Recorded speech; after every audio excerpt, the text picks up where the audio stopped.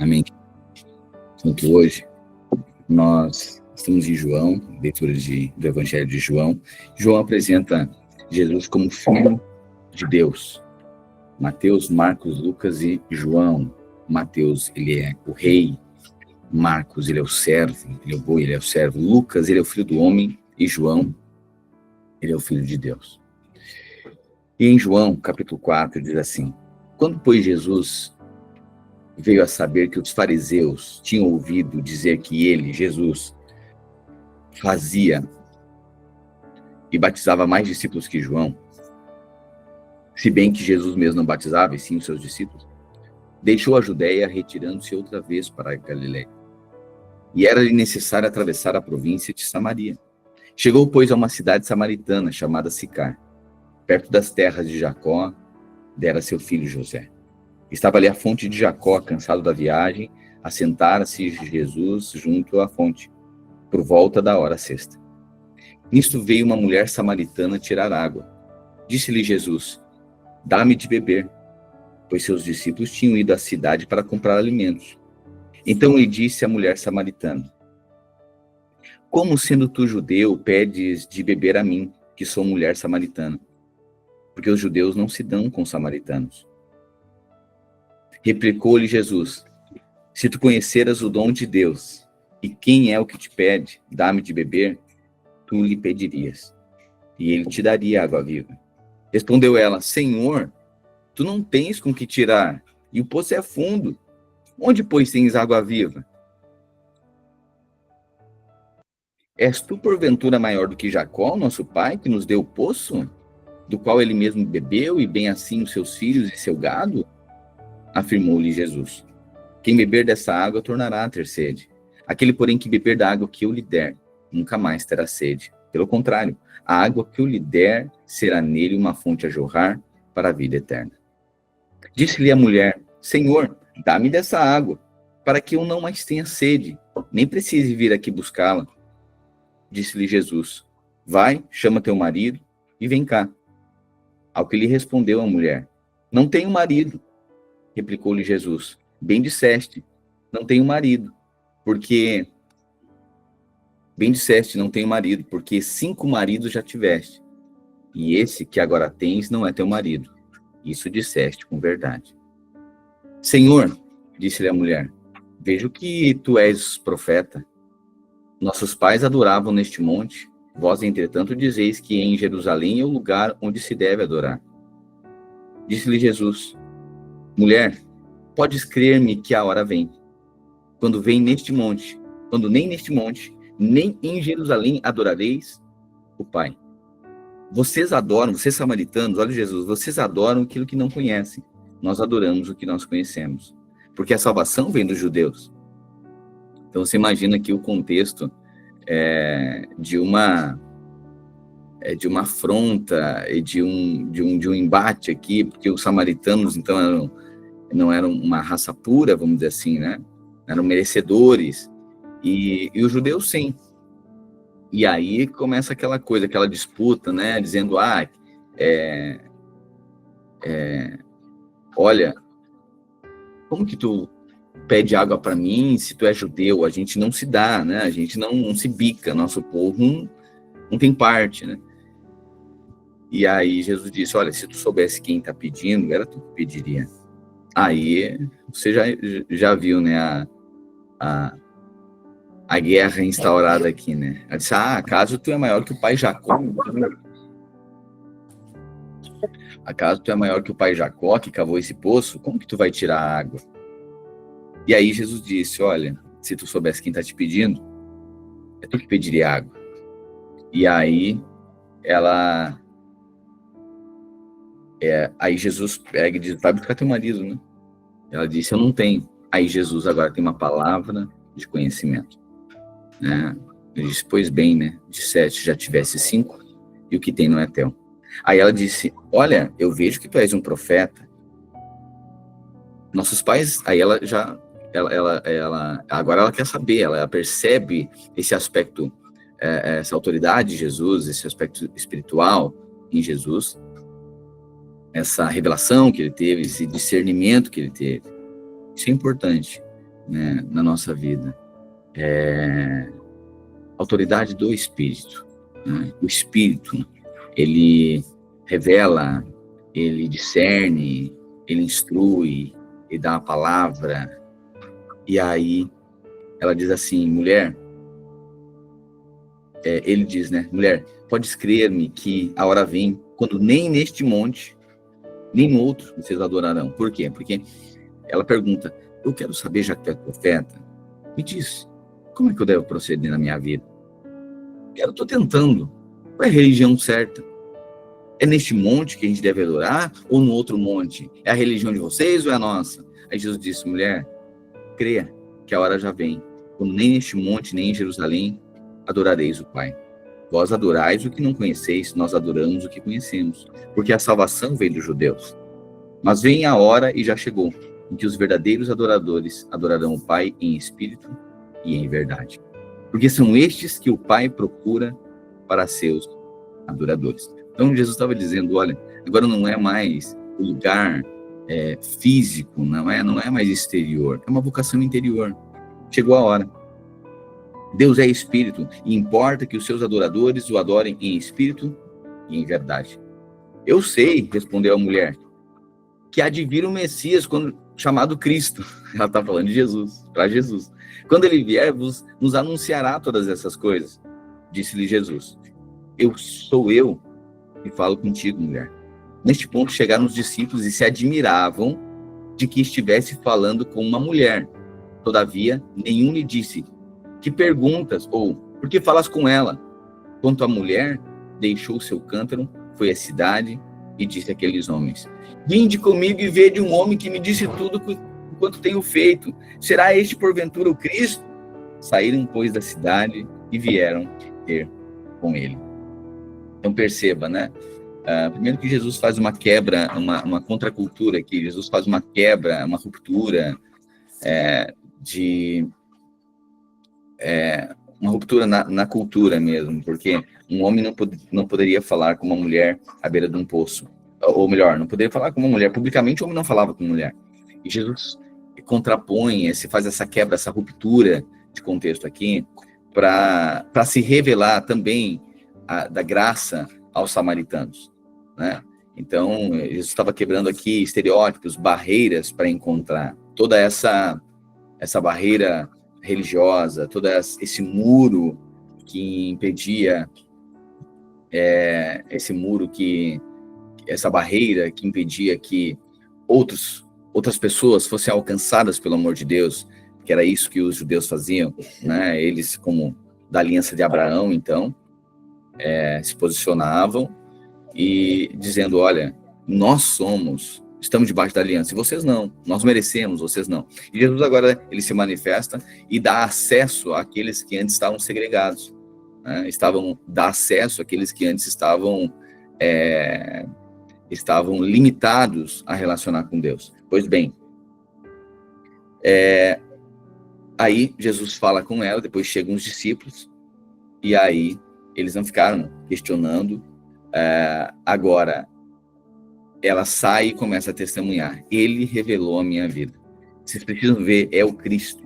Então, muitos saíram da cidade e foram ver aquilo que ela estava falando, de quem ela estava falando a respeito de Jesus. Então, agora, a partir desse momento também, as pessoas começam a conhecer Jesus, elas começam a fama de Jesus começa a se perpetuar agora, né? Nesse interim, 31, os discípulos lhe rogavam, dizendo, mestre, come. Mas ele lhe disse, uma comida tenho para comer que vós não conheceis. Diziam então os discípulos uns aos outros, ter-lhe-ia porventura alguém trazido o que comer? Disse-lhe Jesus, a minha comida consiste em fazer a vontade daquele que me enviou e realizar a sua obra. Não dizeis vós que ainda há 4 meses até a ceifa? Eu, porém, vos digo, erguei os olhos e vede os campos, pois já branquejam para a ceifa. O ceifeiro recebe desde já a recompensa e entesoura o seu fruto para a vida eterna. E, de Sarte, se alegram tanto o semeador como o ceifeiro. Pois no caso é verdadeiro o ditado, um é o semeador e o outro é o ceifeiro.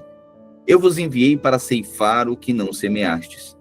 Outros trabalharam e vós entrastes no seu trabalho. Muitos samaritanos daquela cidade creram nele, em virtude do testemunho da mulher que anunciaram. Ele me disse tudo quanto tenho feito.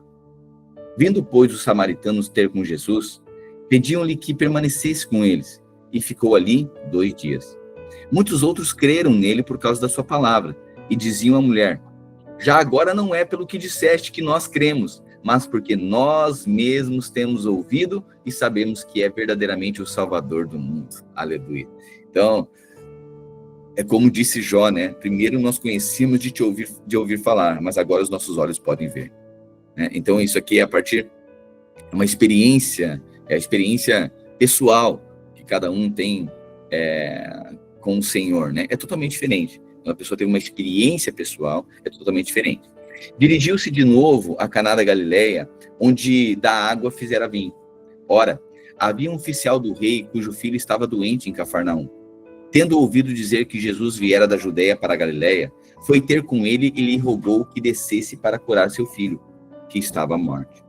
Então Jesus lhe disse: se porventura não virdes sinais e prodígios, de modo nenhum crereis. Rogou-lhe o Senhor.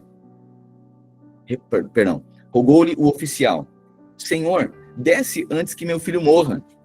Vai, disse Jesus, o teu filho vive. O homem creu na palavra de Jesus e partiu. Já ele descia quando seus servos lhe vieram ao encontro, anunciando-lhe que o seu filho vivia. Então indagou deles a que hora seu filho se sentira melhor. Informaram: ontem, à hora 7, a febre o deixou. Com isso, reconheceu o pai ser aquela precisamente a hora em que Jesus lhe dissera: teu filho vive. E creu ele e toda a sua casa. Foi este o segundo sinal que fez Jesus, depois de vir da Judeia para a Galileia. Capítulo 5. Passadas essas coisas, havia uma festa dos judeus e Jesus subiu para Jerusalém. Ora, existe ali, junto à porta das ovelhas, um tanque chamado em hebraico Betesda, o qual tem 5 pavilhões. Nestes jazia uma multidão de enfermos, cegos, coxos, paralíticos, esperando que se movesse a água. Porquanto um anjo descia em certo tempo agitando-a. E o primeiro que entrava no tanque, uma vez agitada a água, sarava de qualquer doença que tivesse. Estava ali um homem enfermo, havia 38 anos. Jesus, vendo-o deitado e sabendo que estava assim há muito tempo, perguntou-lhe: queres ser curado? Respondeu-lhe o enfermo: Senhor, não tenho ninguém que me ponha no tanque quando a água é agitada, pois, enquanto eu vou, desce outro antes de mim. Então lhe disse Jesus: levanta-te, toma o teu leito e anda. Imediatamente o homem se viu curado, e tomando o leito, pôs-se a andar. E aquele dia era sábado. Por isso disseram os judeus ao que fora curado: hoje é sábado, e não te é lícito carregar o leito. Ao que ele lhe respondeu: o mesmo que me curou me disse: toma o teu leito e anda. Perguntaram-lhe eles: que homem é que te disse isso? Toma o teu leito e anda. Mas o que fora curado não sabia quem era, porque Jesus se havia retirado, por haver muita gente naquele lugar. Mais tarde, Jesus o encontrou no templo e lhe disse: olha que já estás curado, não peques mais, para que não te suceda coisa pior. O homem retirou-se e disse aos judeus que fora Jesus quem o havia curado. E os judeus perseguiam Jesus, porque fazia essas coisas no sábado. Mas ele lhes disse: meu pai trabalha até agora, e eu trabalho também. Por isso, pois, os judeus ainda mais procuravam matá-lo, porque não somente violava o sábado, mas também dizia que Deus era o seu próprio pai, fazendo-se igual a Deus. Então lhes falou Jesus: em verdade vos digo que o filho nada pode fazer de si mesmo, senão somente aquilo que vir fazer o pai. Porque tudo que este fizer, o filho também semelhantemente o faz. Porque o pai ama ao filho, e lhe mostra tudo o que faz, e maiores obras do que essas lhe mostrará, para que vos maravilheis. Assim, pois, como o pai ressuscita e vivifica os mortos, assim também o filho vivifica aqueles a quem quer. E o pai a ninguém julga, mas ao filho confiou todo o julgamento, a fim de que todos honrem o filho do modo porque honram o pai. Quem não honra o filho, não honra o pai que o enviou. em verdade vos digo, quem ouve a minha palavra e crê naquele que me enviou tem a vida eterna. Não entra em juízo, mas passou da morte para a vida. Em verdade vos digo, que vem a hora e já chegou, em que os mortos ouvirão a voz do Filho de Deus, e os que a ouvirem, viverão. Porque assim como o Pai tem vida em si mesmo, também concedeu ao Filho ter vida em si mesmo, e lhe deu autoridade para julgar, porque é filho do homem. Não vos maravilheis disto, porque vem a hora em que todos os que se acham nos túmulos ouvirão a sua voz e sairão. Os que tiverem feito bem, para a ressurreição da vida, e os que tiverem praticado mal, para a ressurreição do juízo. Eu nada posso fazer de mim mesmo, na forma porque ouço, julgo. Na forma porque ouço, julgo. O meu juízo é justo, porque não procura a minha própria vontade, e sim a daquele que me enviou. Se eu testifico a respeito de mim mesmo, o meu testemunho não é verdadeiro. Outro é o que testifica a meu respeito. E sei que é verdadeiro o testemunho que ele dá de mim. Mandastes mensageiros a João, e ele deu testemunho da verdade. Eu, porém, não aceito testemunho humano. Digo-vos, entretanto, essas coisas para que sejais salvos. Ele era a lâmpada que ardia e alumiava. E vós quisestes, por algum tempo, alegrar-vos com a sua luz. Mas eu tenho maior testemunho do que o de João, porque as obras que o meu Pai me confiou para que eu as realizasse, essas que eu faço testemunham a meu respeito de que o Pai me enviou. O Pai que me enviou, esse mesmo é que tem dado testemunho de mim. Jamais tendes ouvido a sua voz, nem visto a sua forma. Mas também não tendes a sua palavra permanente em vós, porque não credes naquele a quem ele enviou. Examinais as Escrituras, porque julgais ter nelas a vida eterna, e são elas mesmas que testificam de mim. Contudo, não quereis vir a mim para terdes vida. Eu não aceito glória que vem dos homens. Sei, entretanto, que não tendes em vós o amor de Deus. Eu vim em nome do meu Pai, e não me recebeis. Se outro vier em seu próprio nome, certamente o recebereis. Como podeis crer, vós, os que aceitais glória uns dos outros, e contudo não procurais a glória que vem do Deus único? Não penseis que eu vos acusarei perante o Pai. Quem vos acusa é Moisés, em quem tendes firmado a vossa confiança. Porque se de fato cresceis em Moisés, também creríeis em mim, porque ele escreveu a meu respeito. Se, porém, não credes nos seus escritos, como crereis nas minhas palavras? Depois dessas coisas, atravessou Jesus o mar da Galileia, que é o de Tiberíades. Interessante, né? Porque aqui, Jesus, ele explica a sua missão e a sua vocação.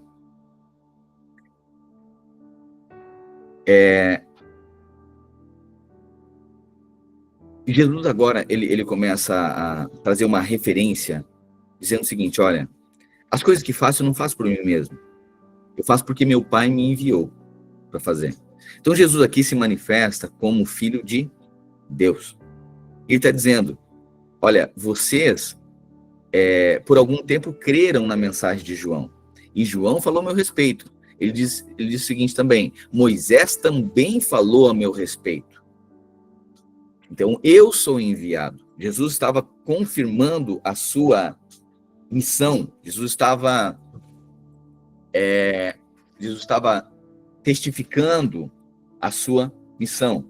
E estava dizendo, olha, através de mim, Jesus estava antecipando aqui a sua ressurreição, né? Ele diz, olha, chegará um dia em que os mortos ressuscitarão. Jesus está falando dele também, que haveria de ressuscitar no terceiro dia. Então, todos ressuscitarão para o juízo.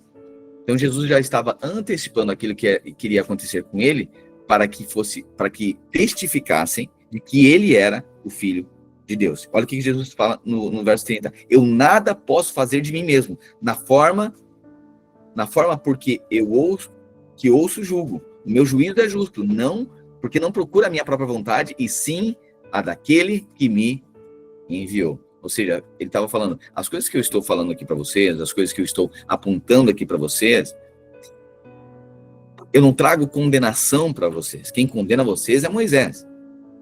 Eu vim para cumprir essa lei e anunciar-lhe o poder da ressurreição. Se eu testifico a respeito de mim mesmo, meu testemunho não é verdadeiro. Outro é que testifica a meu respeito. E sei que é verdadeiro o testemunho que ele dá de mim. Aí ele fala a respeito de João, e depois ele diz no 37, o Pai que me enviou, é esse mesmo, é quem tem dado testemunho de mim. Jamais tendes ouvido a sua voz, nem visto a sua forma. Também não tendes a sua palavra permanente em vós, porque não credes naquele a quem ele enviou. Então Jesus está dizendo, olha, a palavra permanente de Deus na vida de vocês é a partir daquele que foi enviado por ele. Quem foi enviado por ele? Cristo, ele está falando dele mesmo. Examinais as escrituras, porque julgais ter nelas a vida eterna, e são elas mesmas que testificam de mim. Ou seja, vocês procuram a vida eterna a partir da lei, mas a palavra, a lei, está testificando, as profecias estão testificando a meu respeito. Eu vim em nome do meu Pai, 43, e não me recebeis. Se outro vier em seu próprio nome, certamente o recebereis. Como podeis crer, vós, os que aceitais glória uns dos outros, e contudo não procurais a glória que vem do Deus único? Não penseis que eu vos acusarei perante o Pai. Quem vos acusa é Moisés, em quem tendes firmado a vossa confiança. Porque se de fato cresceis em Moisés, também vocês creriam em mim, porquanto ele escreveu a meu respeito. Se, porém, não credes nos seus escritos, como crereis nas minhas palavras? Então Jesus aqui ele explica a sua missão e dá testemunho de que ele é o Filho de Deus. Depois dessas coisas, atravessou Jesus o mar da Galileia, que é o de Tiberíades. Seguia-o numerosa multidão, porque tinha visto os sinais que ele fazia na cura dos enfermos. Então Jesus subiu ao monte e assentou-se ali com os seus discípulos. Ora, a Páscoa, a festa dos judeus, estava próxima. Então Jesus, erguendo os olhos e vendo que grande multidão vinha ter com ele, disse a Filipe, onde compraremos pães para lhes dar a comer? Mas dizia isto para o experimentar, porque ele bem sabia o que estava para fazer. Respondeu-lhe Filipe, não lhes bastariam 200 denários de pão para receber cada um o seu pedaço? Um de seus discípulos, chamado André, irmão de Simão Pedro, informou a Jesus, está aí um rapaz que tem 5 pães de cevada e 2 peixinhos, mas isto que é para tanta gente? Jesus disse, fazei o povo assentar-se, pois havia naquele lugar muita relva. Assentaram-se, pois, os homens em número de quase 5.000. Então Jesus tomou pães e, tendo dado graças, distribuiu entre eles. E também, igualmente, os peixes. Distribuiu o quanto queriam. E quando já estavam fartos, disse Jesus aos seus discípulos, recolhei os pedaços que sobraram, para que nada se perca. Assim, pois, o fizeram e encheram 12 cestos de pedaços dos 5 pães de cevada, que sobraram aos que haviam comido. Vendo, pois, os homens o sinal que Jesus fizera, disseram, este é verdadeiramente o profeta que devia vir ao mundo. Sabendo, pois, Jesus que estavam para vir com o intuito de arrebatá-lo, para o proclamarem rei, retirou-se novamente, sozinho, para o monte. Ao descambar o dia, os seus discípulos desceram para o mar, e tomando um barco, passaram para o outro lado, rumo a Cafarnaum. Já se fazia escuro, e Jesus ainda não viera ter com eles. E o mar começava a empolar-se, agitado por vento rijo que soprava. Tendo navegado uns 25 a 30 estádios, eis que viram Jesus andando por sobre o mar, aproximando-se do barco, e ficaram possuídos de temor. Mas Jesus lhes disse, sou eu, não temais. Então eles, de bom grado, o receberam, e logo o barco chegou ao seu destino. Aleluia. Jesus aqui anda sobre... Mais uma vez, né? Nós já lemos essas passagens, né? Então aqui agora é João descrevendo, então, Jesus andando sobre as águas, né? Tem 22. No dia seguinte, a multidão que ficara do outro lado do mar notou que ali não havia senão um pequeno barco, e que Jesus não embarcara nele com seus discípulos, tendo estes partido sós. Entretanto, outros barquinhos chegaram a Tiberíades, perto do lugar onde comeram o pão, tendo o Senhor dado graças. Quando, pois, viu a multidão que Jesus não estava ali, nem os seus discípulos, tomaram os barcos e partiram para Cafarnaum à sua procura.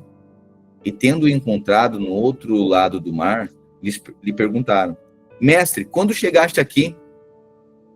Respondeu-lhes Jesus: em verdade vos digo, vós me procurais, não porque vistes sinais, mas porque comestes dos pães e vos fartastes. Trabalhai não pela comida que perece, mas pela que subsiste para a vida eterna, a qual o Filho do Homem vos dará, porque Deus, o Pai, o confirmou com o seu selo. Dirigiam-se, pois, a ele, perguntando: que faremos para realizar as obras de Deus? Respondeu-lhes Jesus: a obra de Deus é esta, que creais naquele por quem ele foi enviado. Então lhe disseram eles: que sinal fazes para que o vejamos e creiamos em ti? Quais são os teus feitos? Nossos pais comeram maná do deserto, como está escrito: deu-lhes a comer o pão do céu. Replicou-lhe Jesus: em verdade vos digo, não foi Moisés quem vos deu o pão do céu, o verdadeiro pão do céu é meu Pai quem vos dá. Porque o pão de Deus é o que desce do céu e dá vida ao mundo. Jesus estava testificando a respeito dele mesmo, né? Então lhe disseram: Senhor, dá-nos sempre desse pão. Declarou-lhes, pois, Jesus: eu sou o pão da vida. E quem vem a mim, jamais terá fome. E o que crê em mim, jamais terá sede. Porém, eu já vos disse que, embora me tenhais visto, não credes. Todo aquele que o meu Pai me dá, esse virá a mim. E o que vem a mim, de modo nenhum lançarei fora. Porque eu desci do céu, não para fazer a minha própria vontade, e sim a vontade daquele que me enviou. E a vontade de quem me enviou é esta, que nenhum eu perca de todos os que me deu. Pelo contrário, eu o ressuscitarei no último dia. De fato, a vontade de meu Pai é que todo homem que vir, esse vir de ver, né? Esse que vir o Filho e nele crer, tenha a vida eterna. E eu o ressuscitarei no último dia. Olha, a vontade, 39, a vontade de quem me enviou é esta. Qual é a vontade de Deus? Que nenhum eu perca de todos os que ele me deu. Pelo contrário, eu o ressuscitarei no último dia. Ou seja, que nenhum se perca, ou seja, condenação eterna. Pelo contrário, a vontade, eu ressuscitarei no último dia. Ou seja, a morte, que talvez todos condenados, né, à morte, porque todos pecaram e destituídos estão da glória de Deus, né? Então, a consequência de toda a humanidade, essa morte, né? Agora, a vontade de Deus é que Jesus fosse enviado para levar, então, a vida eterna. E que nenhum daqueles que foram dados a Jesus se perdesse.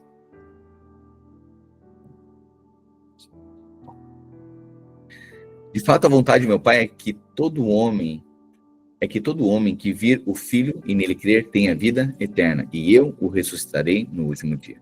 Murmuravam, pois, dele os judeus, porque disseram: eu sou o pão que desceu do céu. E diziam: não é este Jesus o filho de José? Acaso não lhe conhecemos o pai e a mãe?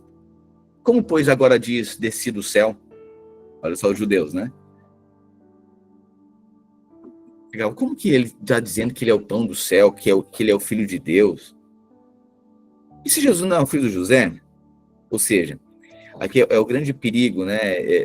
O grande perigo de conhecer segundo a carne, né? Todo momento que olha segundo a carne, decai dessa fé, e aí começa agora a murmuração e começa agora a perseguição, né? Eu sou o pão que desceu do céu. E diziam: mas não é esse o filho de José? Acaso não conhecemos o pai e a mãe dele? Como, pois, agora diz: desci do céu? Respondeu-lhe Jesus: não murmureis entre vós. Ninguém pode vir a mim se o Pai que me enviou não o trouxer. E eu o ressuscitarei no último dia. Está escrito nos profetas, e serão todos ensinados por Deus. Portanto, todo aquele que da parte do Pai tem ouvido e aprendido, esse vem a mim. Não que alguém tenha visto o Pai, salvo aquele que vem de Deus. Este o tem visto. Em verdade, ou seja, salvo aquele que vem de Deus. Quem que vinha de Deus? Ele, Cristo. Esse o tem visto. Jesus tinha Tinha visto o Pai, porque ele vem dele. Em verdade vos digo, quem crê em mim tem a vida eterna. Eu sou o pão da vida. Vossos pais comeram maná do deserto e morreram. Este é o pão que desce do céu, para que todo o que dele comer não pereça. Eu sou o pão vivo que desceu do céu. Se alguém dele comer, viverá eternamente, e o pão que eu darei pela vida do mundo é a minha carne.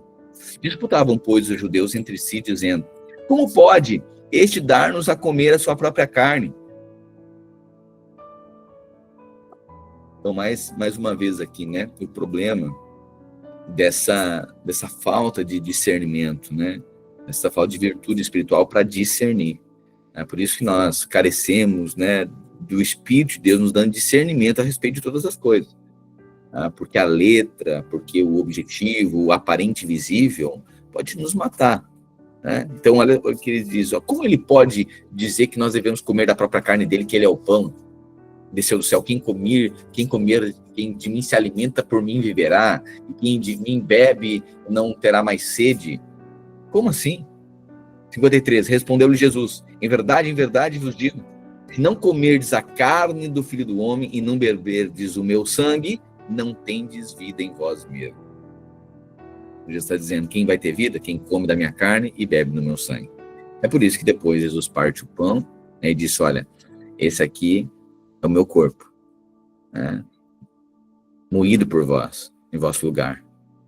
Comam de mim, como eu sou o pão vivo que desceu do céu. Né? E aí Jesus fala: esse aqui é o sangue da nova aliança, que eu estou vertendo em favor de vocês. Então tudo isso que Jesus estava dizendo, já estava preparando para aquilo que viria se consumar e se revelar através da sua morte e da sua ressurreição. Ok? Então Jesus disse: em verdade vos digo, se não comerdes a carne do Filho do Homem, não beberdes do seu sangue, não tendes vida em vós mesmos. Ou seja, alguém só pode se tornar filho de Deus, ter vida no seu espírito, quando comunga de Cristo Jesus, quando come do pão e bebe do cálice, quando recebe Cristo no seu coração e agora participa da obra do Calvário, a obra de Cristo Jesus. 54. Quem comer a minha carne e beber o meu sangue tem a vida eterna, e eu ressuscitarei no último dia. Pois a minha carne é verdadeira comida, e o meu sangue é verdadeira bebida. Quem comer a minha carne e beber o meu sangue permanece em mim e eu nele. Assim como o Pai que vive me enviou, e igualmente eu vivo.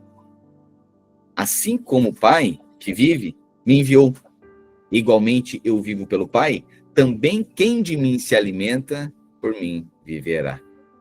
Este é o pão que desceu do céu, em nada semelhante àqueles que os vossos pais comeram, e contudo morreram. Quem comer este pão viverá eternamente. Aleluia. Essas coisas disse Jesus quando ensinava na sinagoga de Cafarnaum. Irmãos, como é desafiador, né? Jesus ter que testificar dele mesmo. Por isso que ele diz: olha, as coisas que eu falo, eu sei que muitos não creem. Ok, então, olhem para João, porque João Batista, algum momento vocês respeitaram ele. Então, olhem, porque João Batista testemunhou a meu respeito. Olhem para Moisés, então, porque Moisés também falou a meu respeito. O fato é que Jesus agora, ele é muito desafiador, né? Por isso que tinha que ter milagres, tinha que ter realizações, feitos, poderes, para que muitos crescem que Jesus era o Filho de Deus. Assim como hoje, né, a mensagem que nós carregamos nada mais é que nós somos testemunhas de que Jesus é o Filho de Deus. E por isso que, para que muitos creiam, é necessário muitas vezes sinais, maravilhas, palavra de conhecimento, palavra de sabedoria, assim como Jesus revelando para a mulher samaritana, né, revelando, diz: olha, eu sei que tu tem um passado, que tu tivesse 5 maridos e o que tu tem não é teu, né? O fato é que hoje nós somos testemunhas de Cristo, e se é desafiador alguém testemunhar a respeito de Cristo, quanto mais Jesus falando dele mesmo, né? O que parece ser inevitável, né? Jesus tinha que testemunhar dizendo: eu sou o Cristo. Isso também eu acho lindo no Evangelho, porque Jesus assume uma responsabilidade que nenhuma outra religião se encontra. todos dizem ser mediadores entre os homens e Deus, mas Jesus disse que ele assume essa responsabilidade. Quem diz que tu és o Filho de Deus, e aí em determinado momento ele diz assim, vocês dizem, e em outro momento ele diz assim, eu sou. Ele assume a responsabilidade, ele diz, eu sou o caminho, eu sou a verdade, eu sou a vida. Ninguém vai ao Pai senão por mim. Então Jesus assume essa responsabilidade ao mesmo tempo que ele é ele é o próprio Deus e ele é o caminho até Deus. Mas ele é o próprio, ele assume a responsabilidade, né? Então Jesus, ele se manifesta como aquele que é o próprio Filho de Deus. Por isso que João está descrevendo Jesus como Filho de Deus. À vista disso, muitos dos seus discípulos o abandonaram e já não andavam com ele. Então perguntou Jesus aos 12, porventura quereis também vós outros retirar-vos? Então, à vista disso, muitos dos seus discípulos o abandonaram e já não andavam com ele. Então, quando Jesus começa a testificar dele mesmo, muitos discípulos o deixaram. Então, é interessante isso, né? Porque a pregação de Jesus, essa pregação, ela confrontava um sistema religioso.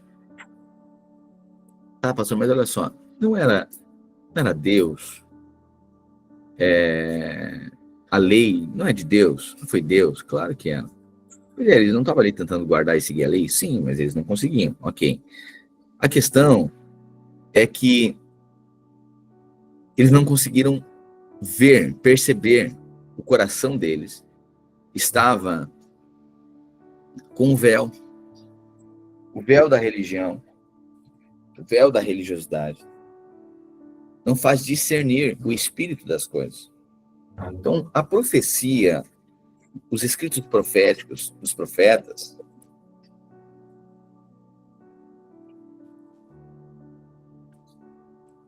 os escritos proféticos dos profetas falavam a respeito, descreviam Jesus, falavam a respeito de Jesus. E quando Jesus aparece, eles não conseguem perceber isso. Tanto é que ontem nós vimos, os discípulos no caminho de Emaús. Quando eles estão no caminho, o coração está aquecido, mas os olhos estão fechados.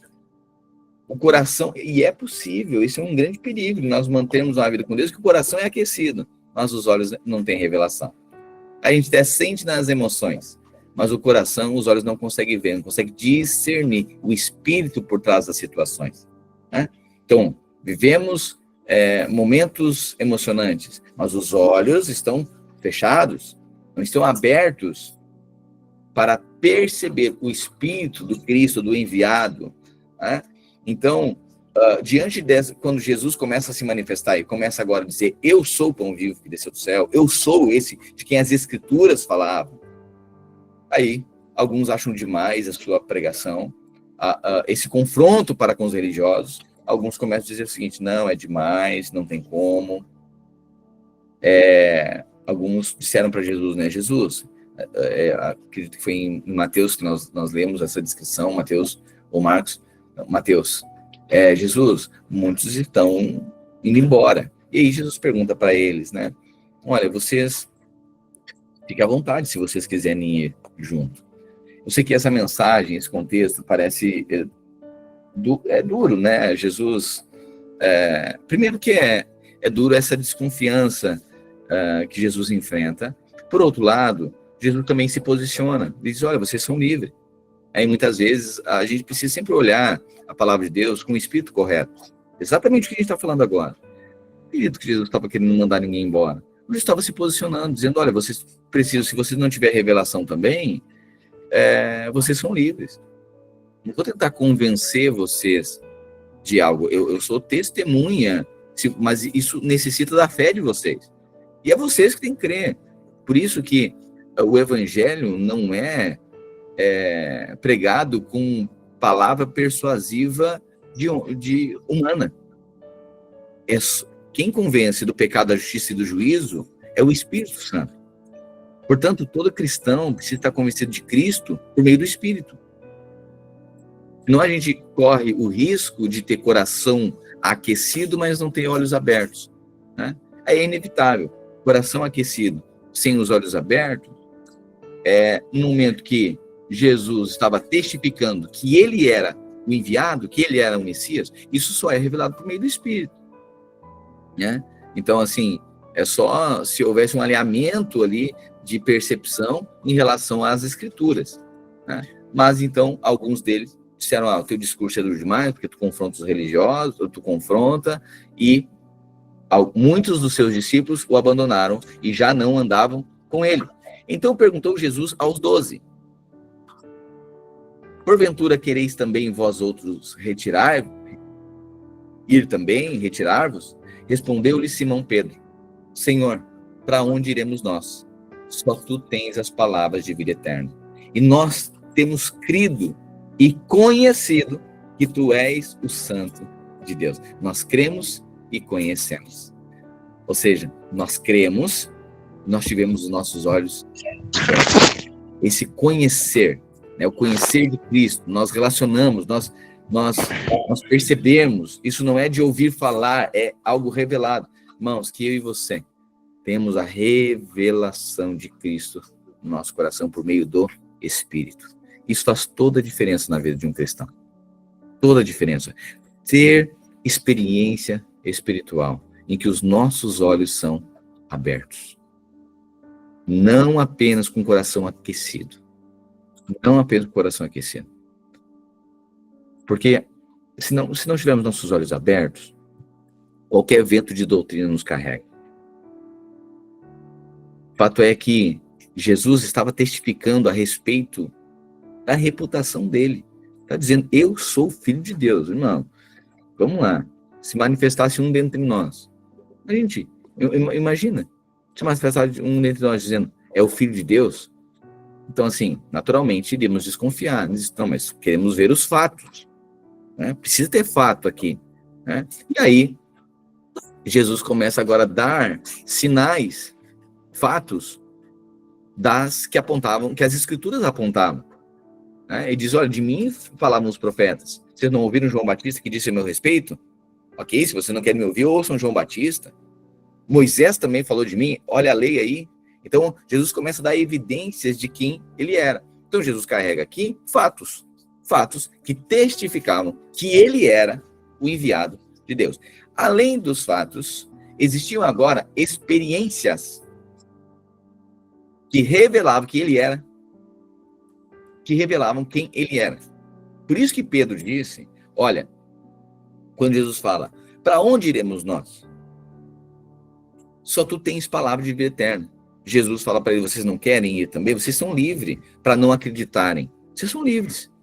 Então, vocês são livres para não crer no que eu tenho falado. Vocês são livres. Aí, Pedro tem a revelação, porque Jesus fala, pastor, eles tinham o Espírito Santo como habitação? Não tinham, mas tinham por visitação. Portanto, Jesus disse para ele, não foi carne nem sangue que te revelou, mas o meu Pai que está nos céus. Para onde iremos nós, Jesus? Porque nós percebemos que tu tens palavra de vida eterna.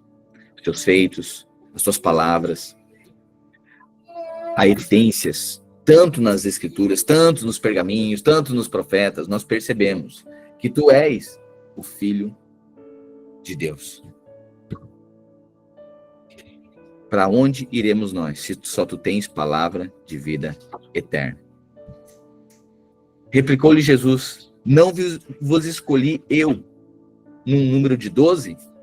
Replicou-lhe Jesus, não escolhi no número de 12, contudo, um de vós é diabo. Ok?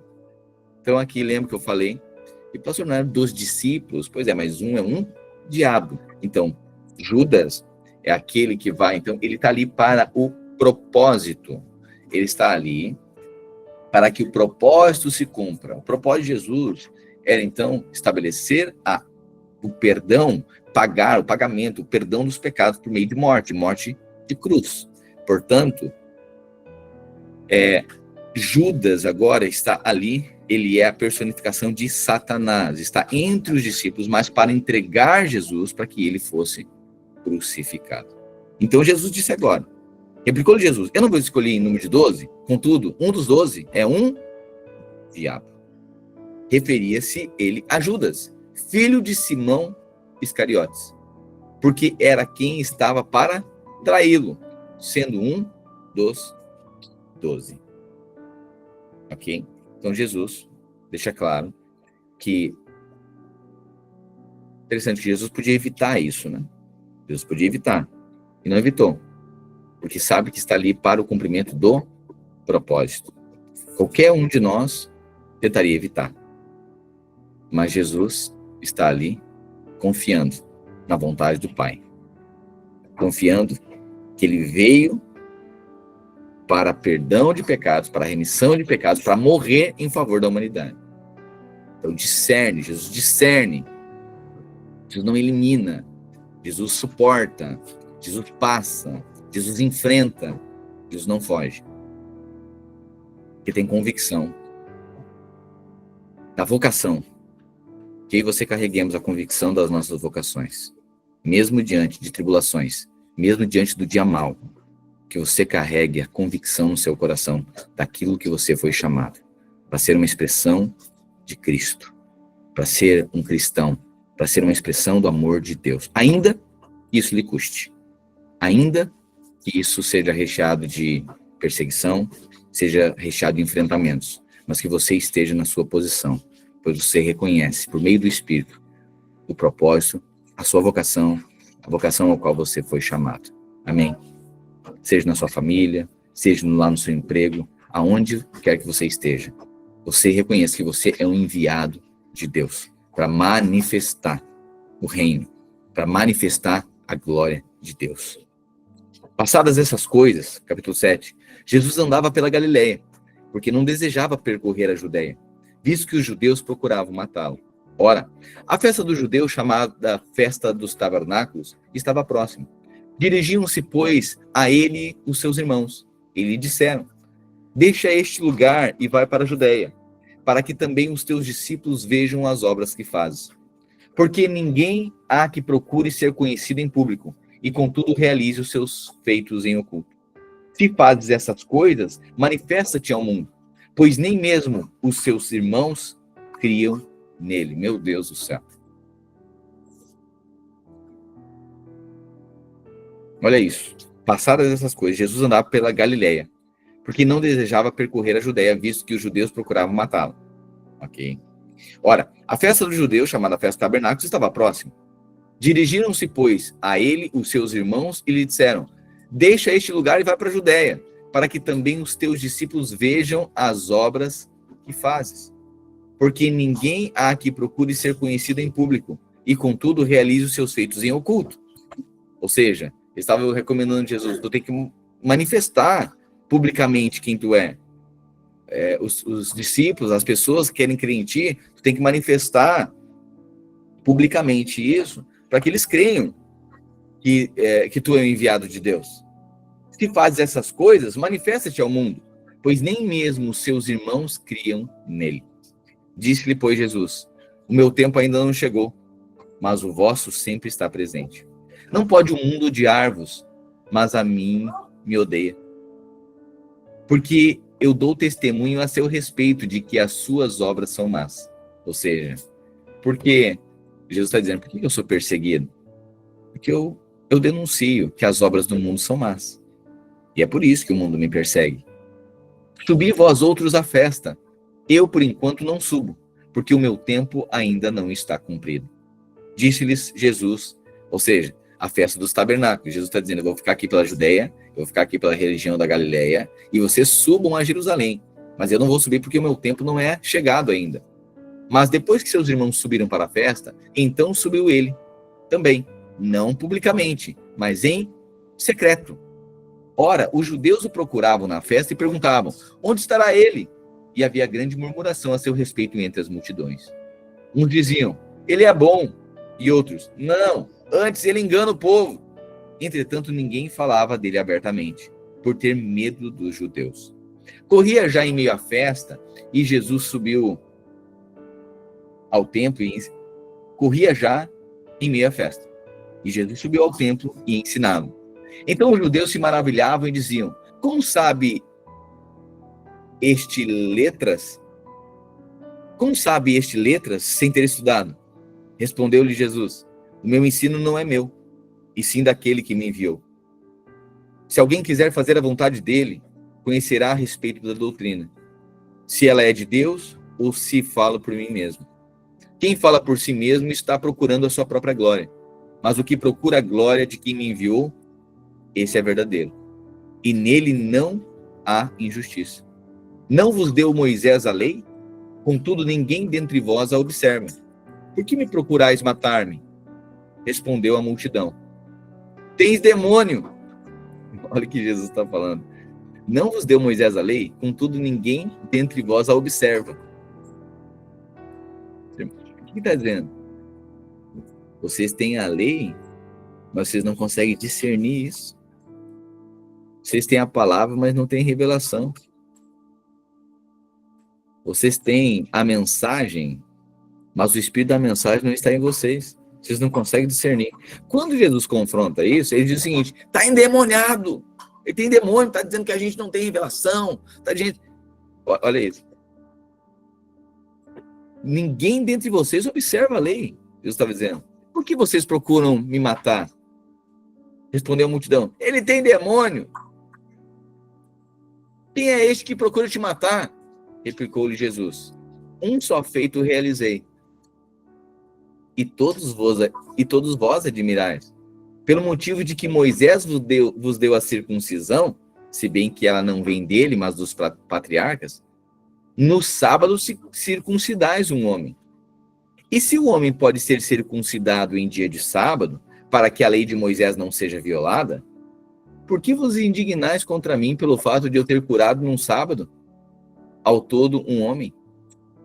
Não julguei segundo a aparência, e sim pela reta justiça. Você percebe? Porque se não percebesse o espírito, olha o que ele estava dizendo. Eles condenavam Jesus porque Jesus estava quebrando a lei. No quê? Jesus estava curando no sábado, e sábado não podia fazer nada. Aí Jesus disse assim: vocês são hipócritas. Porque se conta 8 dias a partir de um nascimento de alguém, no 8º dia deve ser circuncidado. E se cai no sábado, vocês circuncidam. Mas não pode fazer nada no sábado. Ok, para não quebrar a lei, vocês circuncidam. Vocês quebram a lei para não quebrar a lei. Mas vocês me denunciam que eu estou curando alguém no dia de sábado. Então Jesus está dizendo: não julgueis a aparência das coisas. Vocês têm preciso discernir as coisas. Não julguem pela aparência. Discernam, percebam o espírito. Irmão, é fato. Os religiosos aqui foram pegos no quê? Aonde foi essa cegueira? Por que crucificaram? Porque julgaram o quê? A aparência, o exterior. Mas não discerniram o espírito. Não julgueis segundo a aparência, e sim pela reta justiça.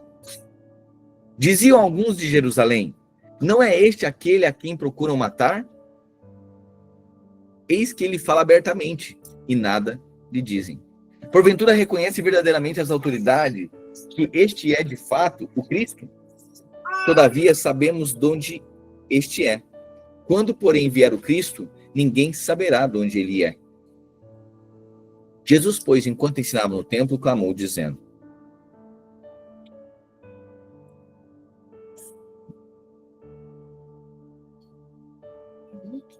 de novo, 25. Diziam alguns de Jerusalém: não é este aquele a quem procuram matar? Eis que ele fala abertamente, nada lhe dizem. Porventura reconhece verdadeiramente as autoridades que é este, de fato, o Cristo? Nós, todavia, sabemos de onde este é. Quando, porém, vier o Cristo, ninguém saberá de onde ele é. Jesus, pois, enquanto ensinava no templo, clamou, dizendo: vós não somente me conheceis, mas também sabeis de onde eu sou. E não vim porque eu de mim mesmo quiseste, mas aquele que me enviou é verdadeiro, aquele a quem vós não conheceis. Eu o conheço, porque venho da parte dele e fui por ele enviado. Então Jesus, mais uma vez, testemunhando a sua vocação. Então procuravam prendê-lo, mas ninguém lhe pôs a mão, porque ainda não era chegada a sua hora. E contudo, muitos de entre a multidão creram nele e diziam: quando vier o Cristo, fará porventura maiores sinais do que este, do que este homem tem feito? Os fariseus, ouvindo a multidão murmurar essas coisas a respeito dele, juntamente com os principais sacerdotes, enviaram guardas para o prender. Disse-lhes Jesus: ainda por um pouco de tempo estou convosco, e depois irei para junto daquele que me enviou. Haveis de procurar-me e não me achareis. Também aonde eu estou, vós não podereis ir. Disseram, pois, os judeus uns aos outros: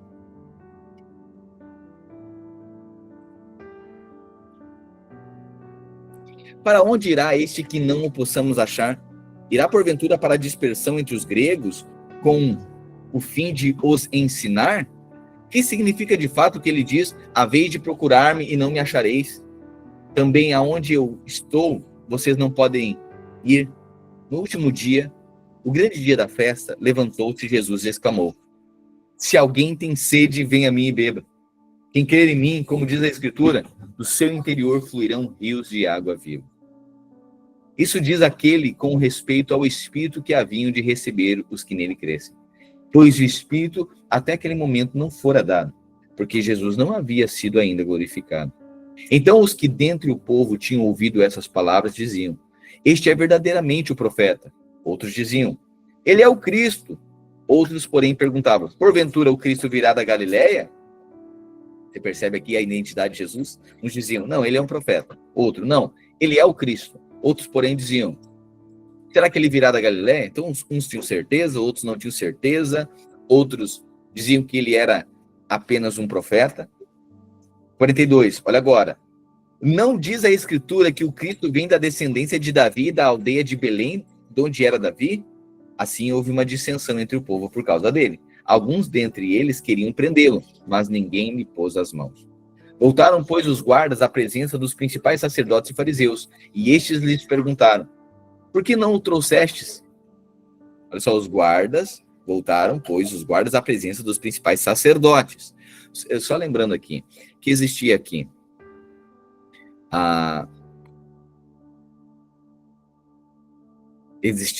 a esfera jurídica, que era a respeito de Roma, e existia aqui a esfera sacerdotal, que era, então, os sacerdotes, os fariseus. Tá? Então, o Jesus aqui, os fariseus e sacerdotes estavam dizendo para os guardas: por que vocês não trouxeram ele para nós? Responderam eles: jamais alguém falou como este homem. Ou seja, até o ímpio, o romano, os guardas, estavam testemunhando, testificando de que ele era o enviado de Deus. Replicaram-lhe, pois, os fariseus: será que também vós fostes enganados? É interessante, né? Porque o aspecto, a arma de Satanás contra Jesus é sempre a dúvida. Você percebe? Será que eles foram enganados por ele também? É essa arma. A arma é dúvida. Você percebe que não parte de uma certeza. É parte de um engano. Eu não sei se é. Eu não sei se ele é. Será que ele é?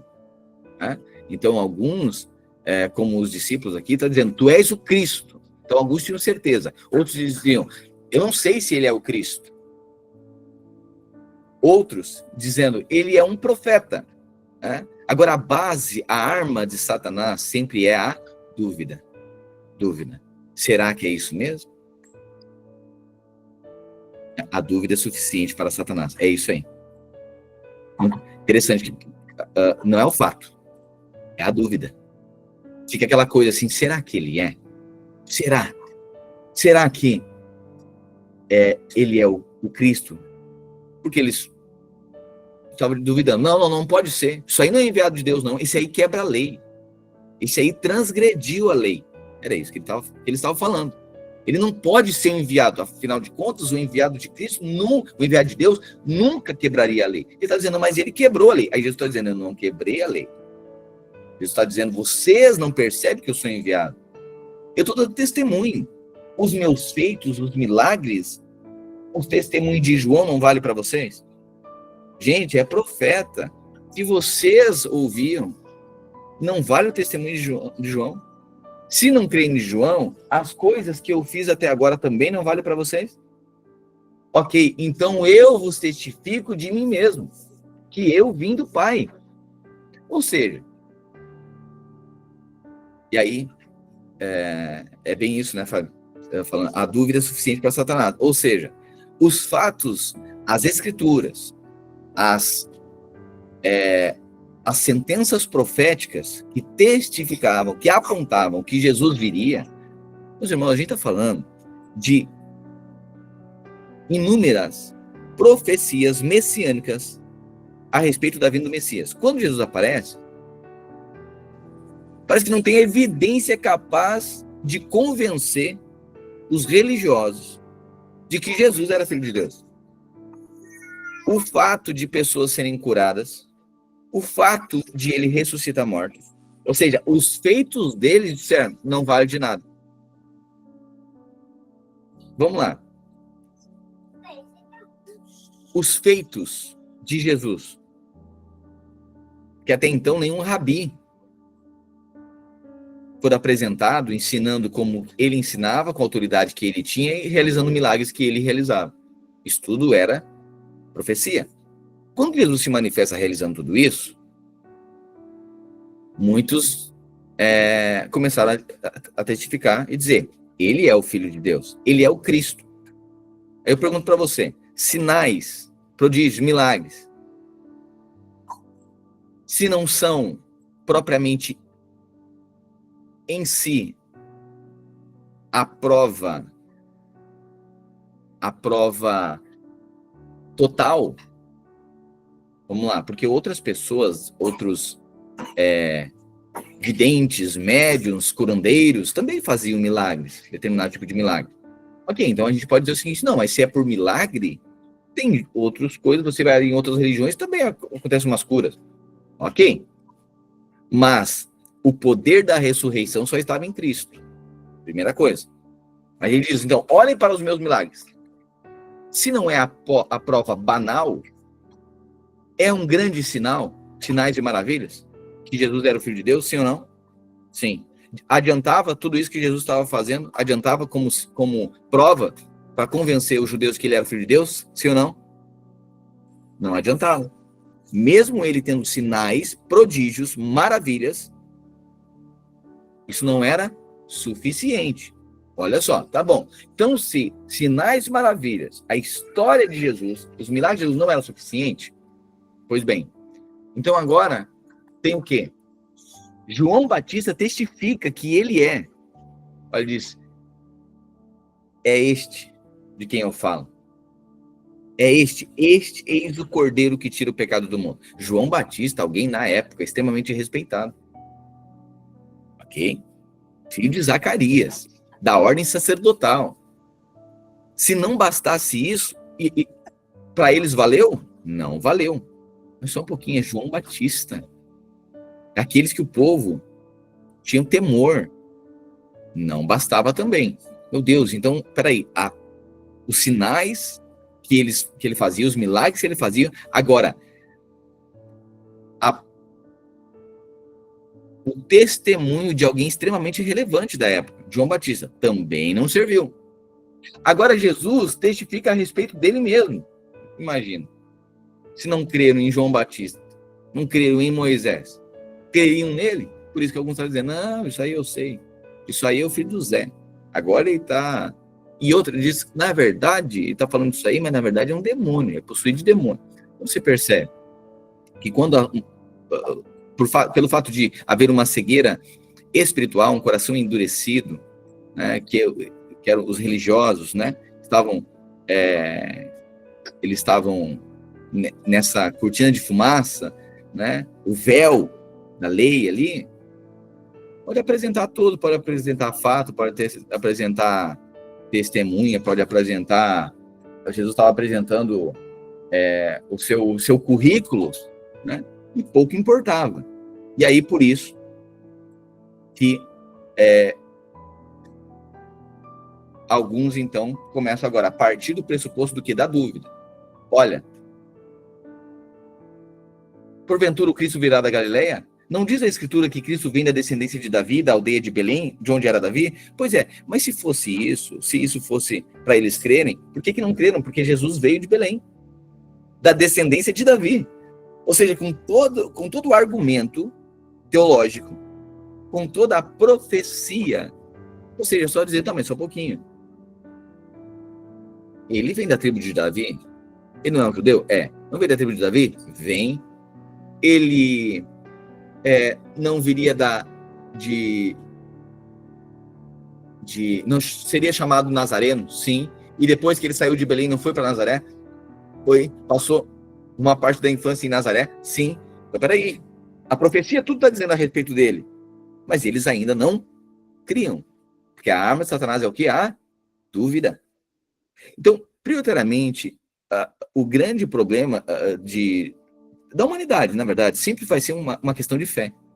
Sempre vai ser. Alguém só é salvo pela fé. Por isso que eu e você, querido, nós não judeus, Jesus diz, bem-aventurados vocês que não viram, mas creram. Quando Jesus aparece ali para os discípulos, né, e mostra as marcas, né, da sua ressurreição, as marcas dos pregos, da crucificação, Jesus disse, olha só, porque vocês viram, vocês creram, bem-aventurados aqueles que não viram, mas creram. Talvez você nunca viu Jesus, não tem uma experiência poderosa de ter visto Jesus, mas você creu. Jesus disse que você é bem-aventurado. Aqueles que não viram, mas creram. Porque ainda que aqueles que viram não creram, muito bem-aventurado, muito feliz é aqueles que não viram e creram. Porque, sobretudo, as decisões da nossa vida, elas são pela fé. E é isso que decide o nosso futuro, a nossa eternidade. A fé, que você crê. E Satanás sempre vai levantar o que? A dúvida. Será que é filho de Deus? Será que esse Jesus é real? Será que ele mesmo é o enviado de Deus? Muitas vezes, será que eu tenho o Espírito Santo? Muitas vezes, acontece algo e você diz, será que eu tenho medo? Será que aconteceu algo na minha vida?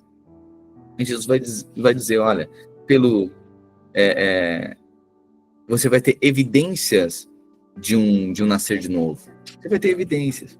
Mas isso parte de uma convicção. Sabe, a fé é o firme fundamento das coisas que não se vê, mas a certeza das coisas que se esperam. Amém? É a fé. A fé, nós somos movidos pela fé. Irmãos, não é pelo aparente visível, é pela fé. Fé no Filho de Deus. Fé que Jesus é o Cristo. Olhar para as Escrituras e crer que Jesus é o Filho de Deus. Que você é salvo através da fé. Eu sei, porque rapidamente, nós podemos decair dessa fé, dúvida no nosso coração, será que foi? Vem em relação ao batismo com o Espírito Santo. O tanto de sentença, o tanto de dardo, o tanto de setas que Satanás lança. Será que tu foi batizado mesmo? Será que tu é justo mesmo? Será que tu foi perdoado? Isso faz sentido para alguém? Será que foi mesmo? Você falou em língua, será que falou? Será que você não imitou alguém? E aí fica aquele conflito. Será que foi mesmo? Será? Sempre a dúvida. A dúvida. Pô, eles tinham fatos, mas estavam presos à dúvida. Alguns acham que tu é algo. Eu não sei se ele é. Jesus chama essa responsabilidade e Pedro diz, tu és o Cristo. Que vocês sejamos achados na convicção de Pedro. Tu és o Cristo, o Filho de Deus vivo. Que você seja achado convicto de que você é uma nova criatura em Cristo Jesus. Que as coisas velhas se passaram e tudo se fez novo na sua vida. Que você esteja convicto de que você não é mais um pecador. Você é a justiça de Cristo Jesus. Você é feito justo, você é justificado, você é perdoado. Em algum momento diz, será que você foi perdoado mesmo? Será que mudou a sua natureza mesmo? Afinal de contas, você fez algo errado? E aí você diz, se eu fiz algo errado é porque eu não sou mais. Não, você precisa crer que você é. Foi porque você resbalou, foi porque você errou, e você não é mais filho de Deus. Se você errou, você precisa consertar. Se você resbalou, você precisa se levantar. Mas isso não muda quem você é.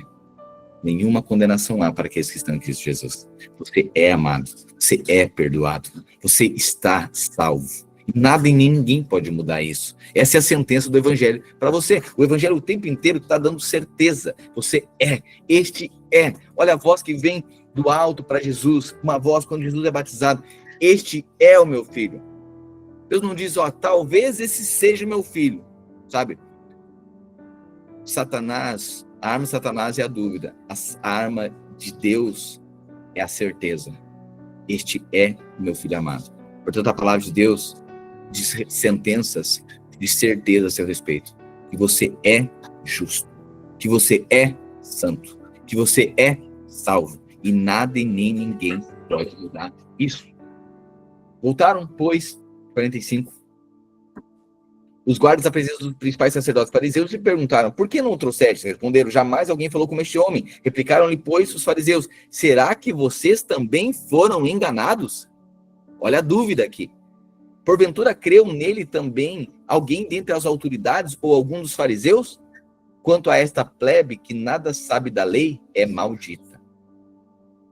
Nicodemos, um deles, que antes fora ter com Jesus, perguntou-lhes, acaso a nossa lei julga um homem sem primeiro ouvi-lo e saber o que ele fez? Então agora Nicodemos estava julgando Jesus, atribuindo sentenças que punham Jesus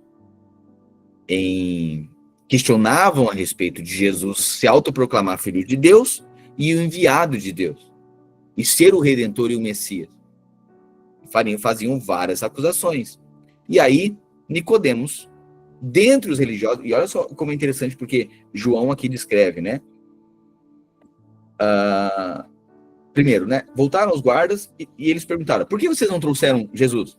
Eles responderam, ninguém jamais falou com ele, ou seja, você só ouve ele falando, já é um testemunho de que ele carrega algo da parte de Deus. Aí eles perguntaram, vocês também foram enganados. Vocês também foram enganados. Olha agora.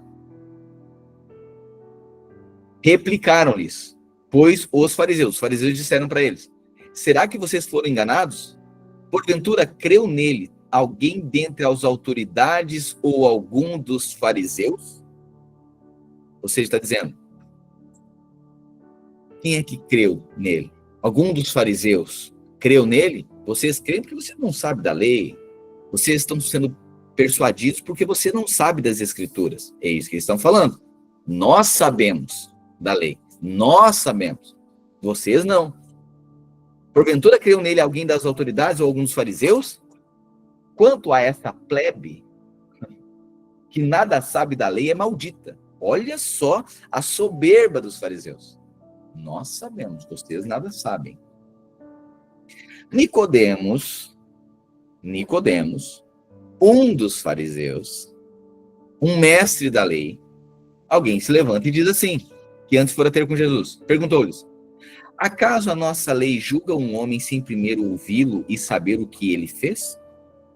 Então Nicodemos aqui é coerente, né? Nicodemos aqui diz, acaso nós vamos julgar, e aqui esse julgamento você sabe que é juízo, né? Acaso nós faremos juízo antes de ouvir? A lei diz assim? A lei sempre vai dizer, olha, agora tem que ouvir o homem. Tanto é que até na lei dos homens, Pilatos chama Jesus, diz, olha, estão dizendo isso, o que tu dizes? Tu não tem como fazer juízo. Nicodemos está dizendo, olha, gente, vocês estão... vocês duvidam que ele é o Cristo, nós estamos duvidando que ele é o Cristo, nós estamos duvidando que ele é o Messias, que os profetas não dizem a respeito dele, e estão fazendo um monte, levantando questionamentos aqui, mas ele não se explicou ainda. Tem que dar o direito de ele se explicar. Acaso a nossa lei julga um homem sem primeiro ouvi-lo e saber o que ele fez? 52. Responderam eles. Dar-se-vos-á o caso de que também tu és da Galileia? Ou seja, agora eles questionam Nicodemos. Então tu está com ele. Então tu também é da Galileia. Acaso então tu é dessa plebe também? Olha o poder aqui do argumento, da dúvida, né? Então, não, entende que eles duvidam de Nicodemos. Eles começam a duvidar agora de um mestre da lei que faz parte deles. Né? E aí ele diz, dar-se-vos-á, caso também que tu és também da Galileia, examina e verás que da Galileia não se levanta profeta. Né? Ou seja, E aí, a partir disso, a partir desse questionamento de Nicodemos, deixa ele sem argumentos, e aí cada um volta para sua casa. 8. Jesus, entretanto, foi para o Monte das Oliveiras. O que Jesus faz? Isso tudo acontecendo. Jesus continua o seu chamado, sua vocação. Jesus foi para o Monte das Oliveiras. De madrugada, voltou novamente para o templo e todo o povo ia ter com ele. E, assentado, os ensinava. Os escribas e fariseus trouxeram à sua presença uma mulher surpreendida em adultério. E, fazendo-a ficar de pé no meio de todos, disseram a Jesus. Espera aí. Vamos lá. Foi para o Monte das Oliveiras, de madrugada, voltou novamente para o templo, e todo o povo ia ter com ele, assentado os ensinava. Os escribas e fariseus trouxeram uma mulher surpreendida em adultério. Quem que traz? Os escribas e fariseus. Ou seja, aqueles que aparentemente são aqueles que guardam a lei. Né? Aparentemente são esses. Não, nós estamos aqui para fazer cumprir a lei, que nós somos pelo certo. Tá bom, vamos lá. Os escribas e fariseus trouxeram aquela mulher, a sua presença, uma mulher surpreendida de adultério, e fazendo ficar em pé no meio de todos, disseram a Jesus. Agora eles vão questionar quem? Jesus. Eles querem que Jesus julgue este caso. Tá bom. Ou seja, vamos lá. Mestre, essa mulher foi apanhada em flagrante adultério. Ou seja, tem um erro aqui, Jesus. Tem um erro. Nós pegamos ela no erro. Ok? E aqui, ou seja, eles aqui como testemunhas, porque foi apanhada em flagrante adultério. Ok? Então pegaram no ato. Visível, tem o ato ali. Elas foi pegando no ato. E eu imagino aqui que se foi pegar no ato, em flagrante adultério, deviam trazer também o homem, né? Deviam trazer o homem também. Fato é que trazem a mulher e agora imprimem juízo. Os escribas e fariseus trouxeram à sua presença uma mulher surpreendida em adultério. E fazendo-a ficar de pé no meio de todos, disseram a Jesus, mestre, esta mulher foi apanhada em flagrante adultério. E na lei, nos mandou Moisés que tais mulheres sejam apedrejadas. Tu, pois, o que dizes? Nós percebemos que tem coisa errada. E nós queremos saber, Jesus, o que tu fala a respeito disso? Ou seja, eles queriam apanhar Jesus. Para ver se Jesus ia passar pano para o erro da mulher. Né? O fato é que Jesus discerne o quê? O espírito por trás do procedimento. Isso é importante na nossa caminhada cristã, na nossa vida. Por trás de um procedimento sempre tem um espírito. Por trás de um procedimento sempre tem um espírito. Por trás de uma fala sempre tem um espírito. Por trás de um ato como este, sempre tem um espírito. E Jesus é perito em discernir o espírito. Olha como Jesus é colocado, isso eu falo constantemente, né? Porque isso aqui eu acho que é uma das maiores, para mim é um aprendizado muito grande, e fica muito evidente que o Espírito de Jesus é aquele que não passa o pano para o erro, mas estabelece a justiça de Deus. Só que a justiça de Deus é aquele que se compadece daquele que se humilha e se arrepende. Jesus não passa o pano para o erro daquela mulher. Tanto é que ele vai dizer, vá e não peques mais, tu fez errado, não peques mais. Mas também Jesus, ele faz todo mundo se enxergar na história. Isso que eu acho lindo do Evangelho. Jesus, ele pega o espelho e diz, vamos se enxergar todo mundo aqui. Porque, vamos lá, eu falei em outro momento, né? Eu já vivi em contexto de igrejas em que o Velho Testamento era assim. Quanto mais tu bater, mais santo parece. Então, quanto mais duro se for, mais santo parece. E é justamente isso que Jesus aqui, eles difamam, caluniam Jesus, dizendo o seguinte, Jesus é amigo desses pecadores aí, ó. Jesus passa o pano para essa gente. Mas não é que Jesus passava o pano. É que Jesus tratava todos iguais, dizendo o seguinte: mas vocês que estão fazendo a denúncia que ela é uma mulher adúltera, vocês também têm pecados. Por isso que ele fala no Sermão da Montanha: com a mesma medida que medir, serão medidos. E aí Jesus ele é difamado, ele é mal falado, perseguido e crucificado. Por quê? Porque não fazia o que? Juízo. Porque todo mundo queremos que seja santo, vamos ver se é pelo certo mesmo. Jesus está dizendo: mas daí é com todo mundo, né? Eu sou pelo certo. Mas quem não tem pecado, vocês querem apedrejar ela, levar ela para o tribunal da morte do coração de vocês. Eu só quero mostrar para vocês que vocês também têm pecado. E com a mesma medida que vocês medem, serão medidas. Então tu está passando pano para essa mulher, Jesus? Não estou passando pano para a mulher, porque ela não deve pecar. Eu só quero que vocês tenham um espírito. E o espírito certo é: sejam longânimos com essa mulher. Ela fez errado, ela deve arrepender. Ela deve reconhecer que fez errado. Ela deve reconhecer. Porque ela foi pega em flagrante adultério. Ou seja, eles eram testemunhas, tinha testemunhas ali. Então ela precisava reconhecer. Tanto é que a mulher já sabe, ela está condenada. Né? Foi pega em flagrante adultério. Só que interessante que o espírito errado é o quê? Eu já falamos sobre isso em outro momento, né? Não, sempre na nossa vida, no nosso coração, que o Espírito Santo, né, é isso, nos remova o véu do juízo, mas nos faça ser aqueles que estabelecem a justiça. Amém? Estabelecer a justiça é você perceber aquilo, se percebe o erro dessa mulher. Não é passar o pano para essa mulher está errada. A lei diz que quem for pego em adultério deve morrer pedrada. Então vamos cumprir a lei. Jesus só estava dizendo o seguinte: olha, tenham compaixão, porque vocês também, e se essa lei, a maneira que vocês estão arbitrando a lei, vocês também receberão a mesma sentença. Ah, Jesus passando pano para essa mulher. Não, porque agora Jesus coloca para eles. Jesus devolve e diz o seguinte: vamos lá, olha o contexto. Os escribas e fariseus trouxeram à presença a mulher surpreendida em adultério, e fazendo ficar em pé no meio de todos, disseram: Jesus, mestre, essa mulher foi apanhada em flagrante adultério. Sabe uma coisa que eu acho interessante? É que o caso todo ali, eles não era a respeito da mulher, eles não queriam a mulher, eles queriam pegar Jesus. Você viu que mudou o foco?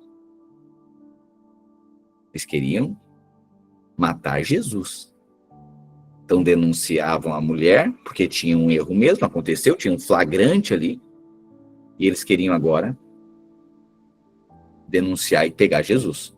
E olha só, e na lei 5, e na lei nos mandou Moisés que tais mulheres sejam apedrejadas, tu, pois, que dizes? Isso diziam eles, tentando para terem de que o acusar. Então, na verdade, sabe o que os religiosos estão fazendo? Uma cortina de fumaça. Você percebe? Mas Jesus, inclinando-se, escrevia na terra com o dedo. Como insistissem na pergunta, Jesus se levantou e lhe disse: aquele que dentre vós estiver sem pecado, seja o primeiro a atirar a primeira pedra. Ponto. E aí a pergunta é: Jesus passou o pano para o erro? Jesus passou o pano? Jesus aprovou o erro? Não. Jesus fez juízo? Não. Jesus fez justiça. Você percebe? Porque Jesus discerniu o espírito por trás daquilo que ele estava apresentando. Então eles falavam a respeito de Deus, mas não tinham compaixão de Deus. Eles falavam a respeito de Deus, mas não tinham no coração o Espírito de Deus. E é justamente por isso que Jesus foi crucificado. Por quê? Porque Jesus carregava o Espírito e eles estavam presos à letra. Então todos os religiosos, eles queriam o quê? Juízo. Vão matar a pedrada. Só que Jesus está dizendo: mas vocês também têm BO na vida de vocês. Vocês também têm. E aí, no dia que vocês têm o BO de vocês querem misericórdia. Mas para essa mulher, vocês não têm misericórdia. Ah, Jesus, tu está passando pano. Jesus, não estou passando pano. Tanto é que eu digo, só faz uma coisa: quem não tem pecado, tira a primeira pedra, não tem problema. Mas eles queriam pegar Jesus. Jesus arbitrasse isso. E Jesus só mostra o seguinte: olha, ela está errada. É verdade, ela está errada. E pela lei, merece juízo. mas eu quero fazer que vocês se enxerguem também. E no dia do juízo, vocês serão medidos com a mesma medida. Se vocês querem fazer juízo, façam juízo. Mas se vocês quiserem estabelecer a justiça, estabeleçam a justiça. A justiça está errado, precisa arrepender. O juízo crucifica e mata. Está errado, a pessoa arrependeu, a pessoa não pode ser obstinada também. Né? Você precisa reconhecer. Reconheceu que está errado? Ok, vá. O que Jesus diz agora? Aquele que dentre vós estiver sem pecado, seja o primeiro que atire a pedra. E tornando a inclinar-se, continuou a escrever no chão. Onde que era esse chão? No chão do templo. E é interessante, porque agora o dedo de Deus, o dedo de Jesus, estava escrevendo no chão do templo. O chão do templo era feito de pedra. Portanto, o dedo de Deus escreveu em Moisés a lei que condenava e levava à morte. Mas agora, novamente, o dedo de Deus está escrevendo: vá e não peques mais. Eu tampouco te condeno. Se Moisés escreveu para a lei, Jesus escreveu iniciando a graça. Jesus estava dizendo: está perdoado. Eu estou pagando o preço no seu lugar. Eu tampouco te condeno. Você está percebendo? Jesus remove o quê? Jesus remove a condenação. Sabe uma coisa? Não importa o que você fez, você está perdoado. Não importa o que você fez. Isso parece injusto. Isso parece muito injusto. Aqueles que vão dizer: o quê? Eu conheço o teu passado. Eu conheço as tuas festinhas. Eu conheço o que tu fez. Eu conheço o que tu fez lá em outro lugar. Eu conheço com quem tu andou. Eu conheço o teu passado. Tem coisas que ninguém sabe e eu sei. É a condenação. Mas o Evangelho é Cristo dizendo: cadê? Ele remove a condenação e diz: eu tampouco te condeno. Vá e não peques mais. Então Jesus dá uma ordenança aqui. O Evangelho não é esse passapano. Cristo, Jesus não é o passapano. Ele agora remove o que? Primeira coisa, a condenação. Quero só lembrar você que o que Paulo diz aos Romanos capítulo 8, ele diz: nenhuma condenação há para aqueles que estão em Cristo Jesus. Uma vez que você está em Cristo, ninguém poderá condenar você. Isso não quer dizer que você não tenha que se arrepender dos seus pecados. Isso não quer dizer que o erro não seja errado e precisa ser consertado, que tenha consequências. Isso não quer dizer. Quer dizer que não há mais condenação sobre a sua vida. E que aquele erro, ela não poderia mais incorrer naquele erro. Jesus está dizendo: vá e não peques mais. Mas o que Jesus removeu da vida dela foi o que? A condenação. Ele diz: cadê? Olha agora. E tornando a inclinar-se, continuou a escrever no chão. Mas ouvindo eles essa resposta e acusados pela própria consciência. Mas ouvindo eles essa resposta e acusados pela própria consciência. Não tem. Sabe uma coisa, queridos? A gente precisa ter noção disso. Diante do tribunal de Cristo, nós seremos julgados segundo a nossa consciência. Segundo a nossa consciência. E a consciência, olha que João está descrevendo aqui. Olha o que diz. Mas, ouvindo eles essa resposta e acusados pela própria consciência. Tem como? A consciência sabe. A consciência fala. A consciência. Se eles estavam sendo justos ou sendo injustos. Se eles estavam querendo o juízo ou estavam querendo a justiça. Só o Espírito conhece o coração. E diante do tribunal de Cristo, um dia, nós seremos julgados segundo a nossa consciência. Ele agora, mas ouvindo eles a resposta e acusados pela própria consciência, foram se retirando, um por um, a começar pelos mais velhos até os últimos, ficando só Jesus e a mulher no meio onde estava. Erguendo-se Jesus e não vendo a ninguém mais além da mulher, perguntou-lhe: mulher, onde estão os teus acusadores? Ninguém te condenou. Respondeu ela: ninguém, Senhor. Então lhe disse Jesus: nem eu tampouco te condeno. Vai, vá e não peques mais. Você percebe? O que Jesus diz? Não tem nada. O que é isso? Não foi nada. Não, Jesus diz: vá e não peques mais. Sabe como alguém pode vencer o pecado? Somente se ele não viver debaixo de condenação. O que Jesus estava dizendo? Isso, perdão já foi liberado na cruz, favor e merecido. Alguém só pode vencer o pecado se tiver a consciência de que não há mais condenação. Todo aquele que está debaixo de condenação, ele vai voltar a pecar. Porque a força, Paulo diz que a força do pecado é a lei.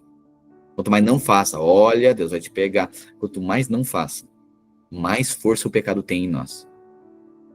Mas Paulo diz, vocês não estão mais debaixo da lei, vocês estão debaixo da graça. E a graça é Jesus dizendo, a graça é Deus dizendo, eu tampouco te condeno. Você não está debaixo de condenação. Então não acredite nessa mentira do diabo que condena. Como isso é real, como isso faz parte, né, dos nossos dias. Como Satanás quer imputar condenação, medo, condenação. Mas a mensagem, a palavra da graça, do amor de Deus é dizendo, eu tampouco te condeno. Vá e não peques mais. Portanto, você vence o pecado, você vence o erro, você vence a inconsequência, você vence os deslizes, crendo que você já é perdoado, que você é filho amado, que uma nova natureza habita em você. Portanto, creia nisso. Você não está debaixo de condenação. Sabe, o legalismo, esse é o problema. O legalismo, ele reitera, ele repete a lei, a sentença, a condenação, juízo. Mas o evangelho, lembre de quem você é. Você não é um condenado, você é um perdoado. Então quer dizer que não tem erro? Pode que tenha, mas não há mais condenação. Portanto, alguém só vai vencer o pecado quando estiver convicto de que não há mais condenação sobre a vida dela. Eu tampouco te condeno. De novo, 12. Lhes falava Jesus dizendo, eu sou a luz do mundo. Quem me segue não andará em trevas. Pelo contrário, terá a luz da vida. Então lhe objetaram os fariseus, tu dás testemunhos de ti mesmo, logo o teu testemunho não é verdadeiro. Respondeu Jesus e disse-lhes, posto que eu testifico de mim mesmo, o meu testemunho é verdadeiro, porque sei de onde vim e para onde vou. Mas vós não sabeis de onde venho, nem para onde vou. Vós julgais segundo a carne, eu a ninguém julgo. Meu Deus. Vós julgais segundo a carne, eu a ninguém julgo. Se eu julgo, o meu juízo é verdadeiro, porque não sou eu só, porém eu e aquele que me enviou. Olha o que Jesus está dizendo para os religiosos, vocês julgam, mas é segundo a carne. Se eu julgo, o meu julgamento é verdadeiro. Por quê? Porque não sou eu só, porém eu e aquele que me enviou. Ou seja, eu carrego o Espírito. Deus está dizendo, eu carrego o Espírito daquele que me enviou. Você julga segundo a carne, porque em vós não habita o Espírito. Você não tem o discernimento espiritual, a vocação espiritual, o Espírito de vocês. Nós estamos julgando, mas o meu julgamento não é com base no Espírito de vocês. Eu carrego o Espírito daquele que me enviou. Então não basta julgar, tem que julgar com base no Espírito de Deus. Amém? É isso que Jesus está falando. Vós julgais segundo a carne e eu a ninguém julgo. Se eu julgo, meu juízo é verdadeiro, porque não sou eu só, porém eu e aquele que me enviou. Também na vossa lei está escrito que o testemunho de duas pessoas é verdadeiro. Espera aí. Também na lei, olha a lei está dizendo que havia necessidade de qualquer... a lei de Moisés, tá? Então alguém, pela lei de Moisés, tem que ter duas testemunhas, tinha que ter duas testemunhas. Ou seja, testemunha daquilo que viu e ouviu. Eu testifico, também na vossa lei está escrito que o testemunho de duas testemunhas é verdadeiro. Eu testifico de mim mesmo e o Pai que me enviou também testifica de mim. Então eles lhe perguntaram, onde está o teu Pai? Respondeu Jesus, não me conheceis a mim nem a meu Pai. Se conhecesses a mim, também conheceriam a meu Pai. Proferiu ele essas palavras no lugar do gasofilácio, quando ensinava no templo. E ninguém o prendeu, porque não era ainda chegada sua hora. De outra feita, lhes falou, dizendo: vou retirar-me, e vós me procurareis, mas perecereis no vosso pecado. Para onde eu vou, vós não podeis ir. Então diziam os judeus: terá ele acaso a intenção de suicidar-se? Porque diz: para onde eu vou, vós não podeis ir? E prosseguiu: vós sois cá de baixo, eu sou lá de cima. Vós sois deste mundo, e deste mundo não sou. Por isso eu vos disse que morrereis nos vossos pecados, porque se não crerdes que eu sou, olha Jesus chamando a responsabilidade aqui, que eu sou, morrereis nos vossos pecados. Então lhes perguntaram: quem és tu? Respondeu-lhe Jesus: que é que desde o princípio vos tenho dito? Muitas coisas tenho para dizer a vosso respeito e vos julgar, porém aquele que me enviou é verdadeiro, de modo que as coisas que dele tenho ouvido, essas digo ao mundo. Eles, porém, não... Vinícius, eu acho que o seu áudio tá aberto. Eu acho que é do Vinícius, né? Se puder mutar, hein? Vou mutar, pastor. Desculpa. Tudo bem, querido.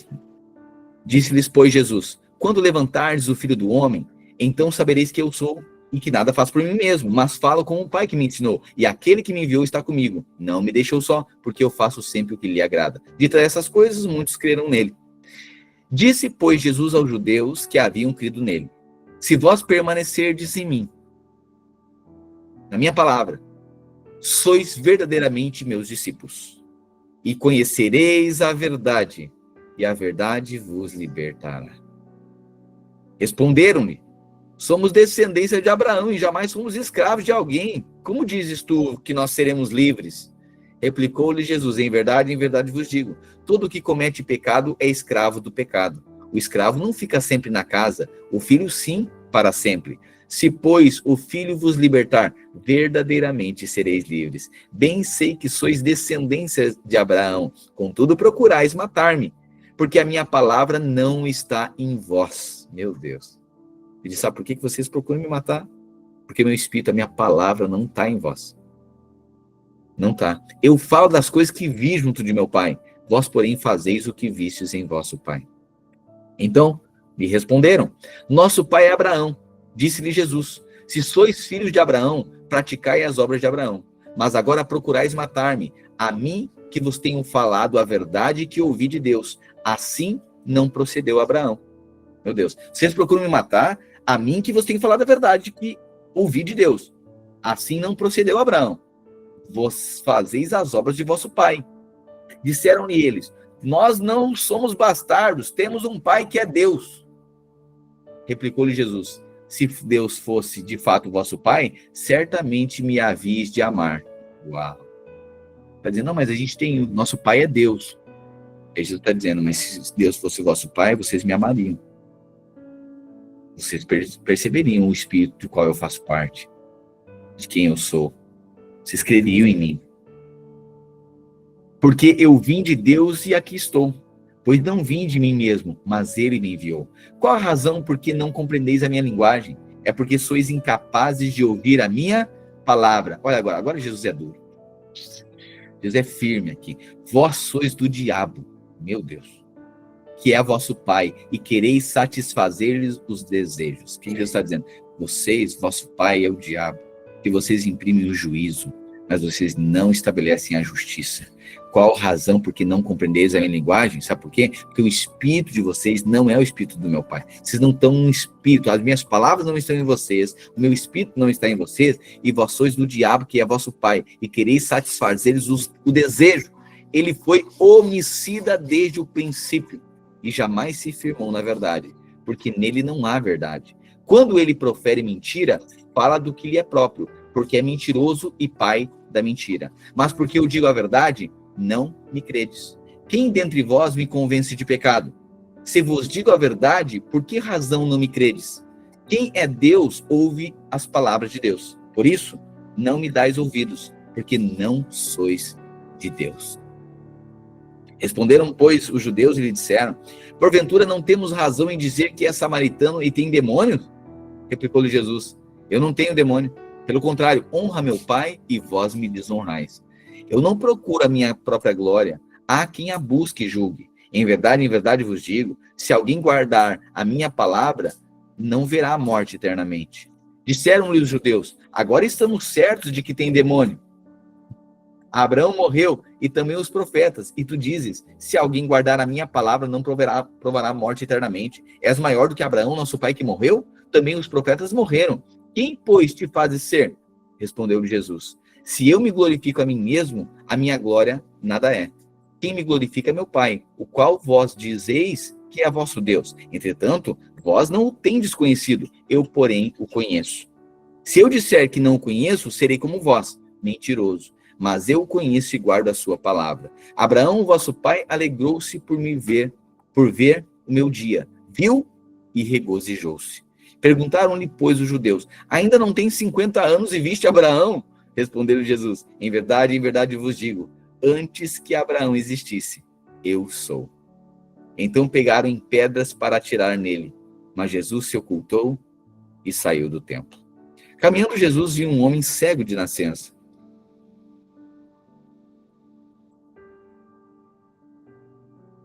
E os seus discípulos perguntaram, mestre, quem pecou? Este ou seus pais? Olha só, alguém cego agora, para nós finalizarmos. Quem pecou? Foi ele ou os pais para que nascesse cego? Respondeu Jesus, nem ele pecou nem seus pais, mas foi para que se manifestassem nele as obras de Deus. Ou seja, não é sobre quem é o culpado, não é sobre quem é o pecador, é sobre quem está o Espírito que redime. Você percebe? O espírito do farisaísmo é o quê? Procurar um culpado. O Espírito de Cristo é redimir o culpado. É ver quem agora se torna um canal de redenção, de manifestação de perdão e de restauração. Nem ele pecou, nem seus pais. Não é sobre o culpado, mas foi para que a glória de Deus se manifestasse. É necessário que façam as obras daquele que me enviou. Enquanto é dia, a noite vem, quando ninguém poderá trabalhar. Enquanto estou no mundo, sou a luz do mundo. Dito isso, cuspiu na terra e, tendo feito lodo com saliva, aplicou-os aos olhos do cego, dizendo, vai, lava-te no tanque de Siloé. Ele foi, lavou-se e voltou vendo.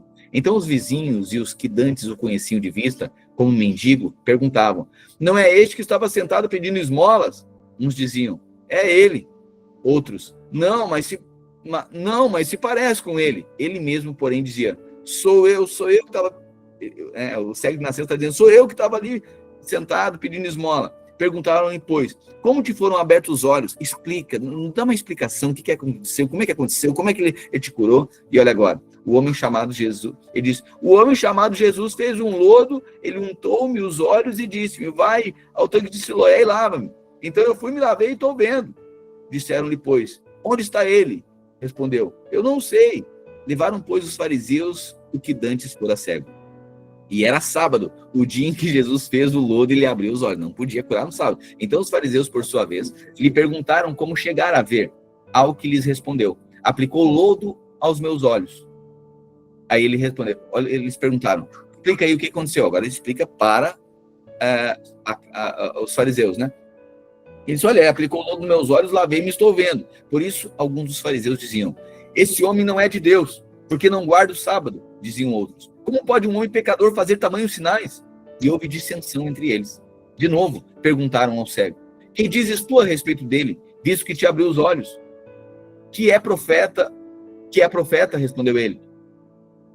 Que dizes tu a respeito dele, visto que te abriu os olhos? Aí o cego responde, ele é profeta. Não acreditaram os judeus que ele fora cego e que agora via. Meu Deus do céu. Está percebendo? Tem fato agora, tem fato. E os religiosos? Não. Percebeu? Tem testemunha de milagre. Não acreditaram os judeus que ele fora cego e que agora via, enquanto não lhe chamaram os pais e os interrogaram. É este o vosso filho de quem dizeis que nasceu cego?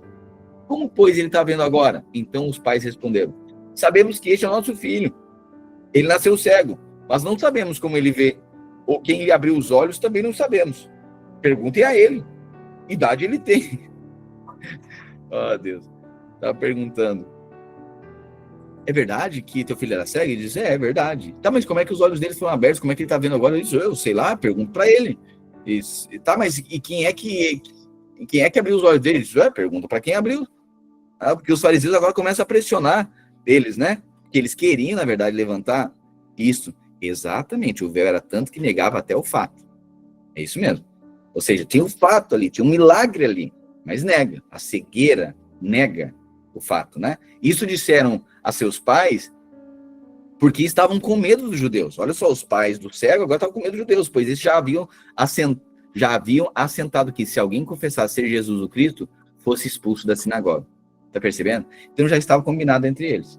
Se alguém disser que Jesus é Cristo, nós vamos expulsar da sinagoga. Por isso é que disseram aos pais, ele tem... por isso os pais disseram, né? Ele tem idade, pergunte para ele. Então chamaram pela segunda vez o homem que fora cego e lhe disseram, dá glória a Deus, nós sabemos que esse homem é pecador. Ele retrucou, se é pecador eu não sei, uma coisa eu sei, eu era cego e agora estou vendo. Ah, Deus. Ele diz, olha, eu não sei, vocês estão numa treta aí, dizendo se é pecador, se não é pecador, que se é, se não é. Eu quero só dizer uma coisa. Essas sentenças de descrença, essas sentenças de dúvidas que vocês estão inquirindo contra ele, eu não sei muito bem, vocês são religiosos, eu não sei muito bem. Mas uma coisa eu sei, esse homem foi usado por Deus na minha vida, eu era cego, e agora eu estou vendo. Perguntaram-lhe, pois, o que ele te fez? Como te abriu os olhos? Ele lhes respondeu, eu já disse, e vocês não prestaram atenção, vocês não atenderam. Por que quereis ouvir outra vez? Eu já disse para vocês. Porventura quereis vós também tornar discípulo dele? Então o injuriaram e lhe disseram, discípulo dele é tu, mas nós somos discípulos de Moisés. Sabemos que Deus falou a Moisés, mas este nem sabemos de onde é. Respondeu-lhes o homem, nisso é de estranhar que vocês não saibam de onde ele é, e contudo me abriu os olhos. Sabemos que Deus não atende a pecadores, mas pelo contrário, se alguém teme a Deus e pratica a sua vontade, a este atende. Desde que há mundo, jamais se ouviu que alguém tenha aberto os olhos a um cego de nascença. Se este homem não fosse de Deus, nada poderia ter feito. Mas eles retrucaram, tu és nascido todo em pecado e nos ensina a nós? E o expulsaram. Percebe? Então eles retrucaram e disseram, tu és nascido em todo pecado e tu quer nos ensinar? Ouvindo Jesus, que o tinham expulsado, encontrando, lhe perguntou, crês tu no Filho do Homem? Ele respondeu e disse, quem é, Senhor, para que eu nele creia? E Jesus lhe disse, já o tens visto, e é o que fala contigo. Então afirmou ele, creio, Senhor, e o adorou. Prosseguiu Jesus, eu vim a este mundo para julgar, para o juízo, a fim de que os que veem não vejam, a fim de que os não veem vejam, e os que veem se tornem cegos. Alguns dentre os fariseus que estavam perto dele perguntaram-lhe, acaso também nós somos cegos? Respondeu-lhe Jesus, se fosseis cegos não teríeis pecado algum, mas porque agora dizes, nós vemos, subsiste o vosso pecado. Amém?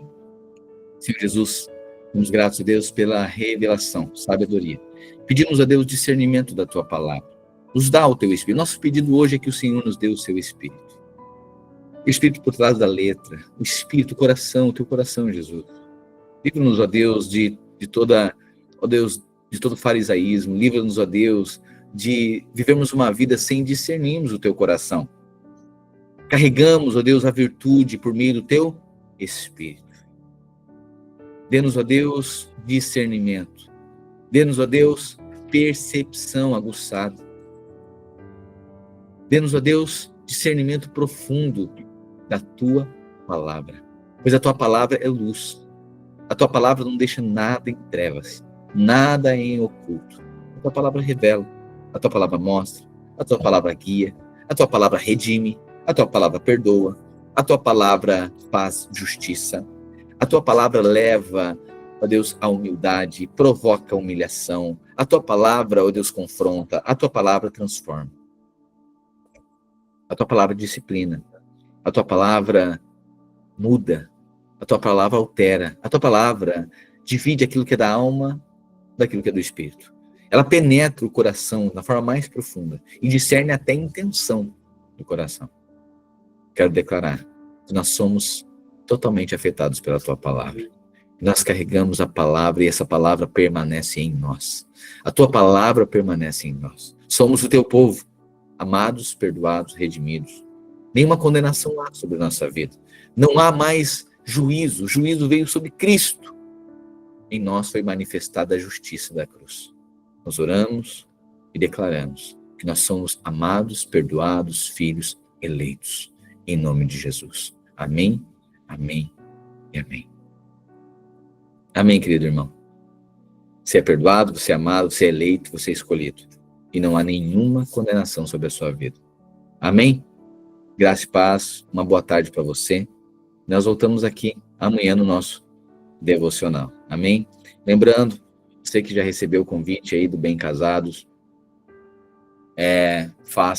você caso não tenha feito, faça a sua inscrição para que possamos adiantar e a gente possa produzir também material e também liberar, caso alguém não vá, liberar a vaga para quem queira e esteja esperando também, ok? Vai ser uma noite muito preciosa, vai ser um momento com cada esposo, com sua esposa, e obviamente não é um evento singularizado, né, porque tem vários casais, né, então, mas estaremos juntos ali, né, compartilhando algo, compartilhando talvez experiências, e deixando o Espírito de Cristo nos guiar, nos transformar e nos ensinar o que é ser igreja. Porque Paulo diz que o casamento é um mistério. Ele fala que é Cristo e a igreja. Nós precisamos avançar em revelação, em discernimento, a ponto de sermos achados, né, nessa revelação, com o coração de Cristo Jesus. Por isso que os relacionamento é a coisa mais desafiadora.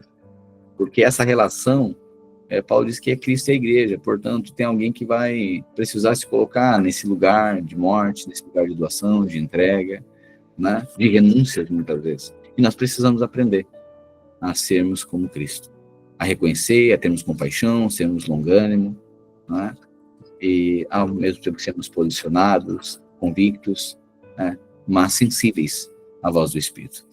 Nós, homens, sejamos transformados, mulheres sejam edificadas, transformadas também, para que expressemos Cristo através das nossas relações. Amém? Então, uma boa segunda-feira para você, bom trabalho para você, e amanhã, meio-dia, nos encontramos aqui. Graça e paz. Tchau.